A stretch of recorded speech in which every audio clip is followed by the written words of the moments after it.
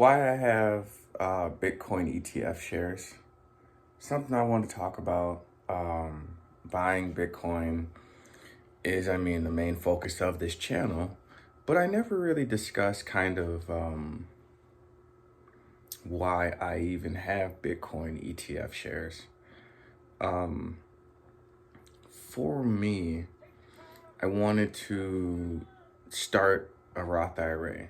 I do have a traditional, um, but I wanted to have my own that I could access and kind of do what I wanted with the money.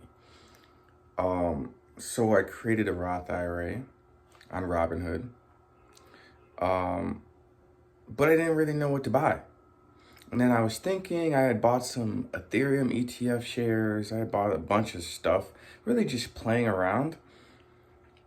But I just figured, right, if I was going to buy Bitcoin ETF shares, if I was going to invest in a Roth IRA, which I probably won't withdraw it, but I'm saying like when I do in the future, what would be the best thing to buy? I was like, well, hey, Bitcoin ETF shares seem pretty smart, right? Because currently I have about $1,100 in a bunch of ETF shares, which would be Fidelity, Grayscale, IBIT. There's some other mining coin, some other stuff. It's all Bitcoin, basically, essentially.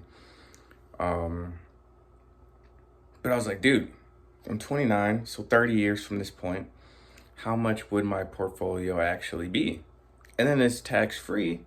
So when I hit 58, it'll be, not that I'm going to withdraw or anything, but I'm just saying it would have been a good investment. You know, so I was like, let me just buy some. Like I said, I only have $1,100. I don't know if that's a lot to a lot of people. To me, it's not really, but it is a decent amount. Because if you think about it, in Bitcoin, what is that? Let's just say that's 1,000,000 Satoshis. That'll go pretty far when I'm 58, 59, 30 years from now.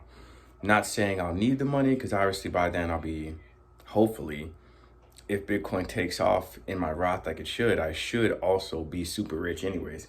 But I'm just saying, I will say my Roth has been doing quite well. It's not its peak height, but it's getting back up there, which is shocking to me.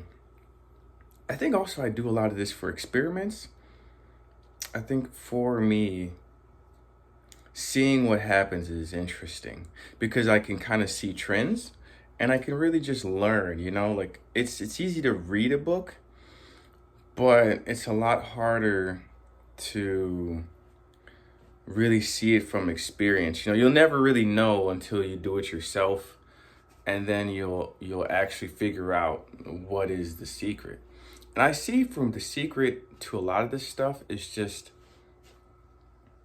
buy low, sell high, which sounds so obvious, but I think the problem is people don't understand what buy low, sell high mean, what it actually means in practice. Whereas it's easy to hear. That's why I think it is, a lot of times like this stuff is easy to hear, but to do it at the level that these people are doing it is nearly impossible. So I think it just holds a lot of people back. But regardless, I wanted to see how much my Roth IRA would grow. It was always a goal of mine to get over 1,000. I thought at that point I'd be like a baller or something if I had $1,000 in my Roth. I don't feel this way anymore, but that's because I've been investing for a while.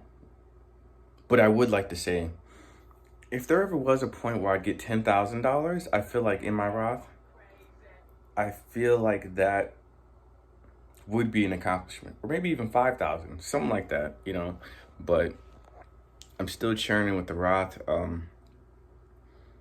Pretty interesting, small dividends I see. I'll have to really, really figure out what the deal is, but I also just feel like, what could go wrong? These are the biggest scumbags in the world, man.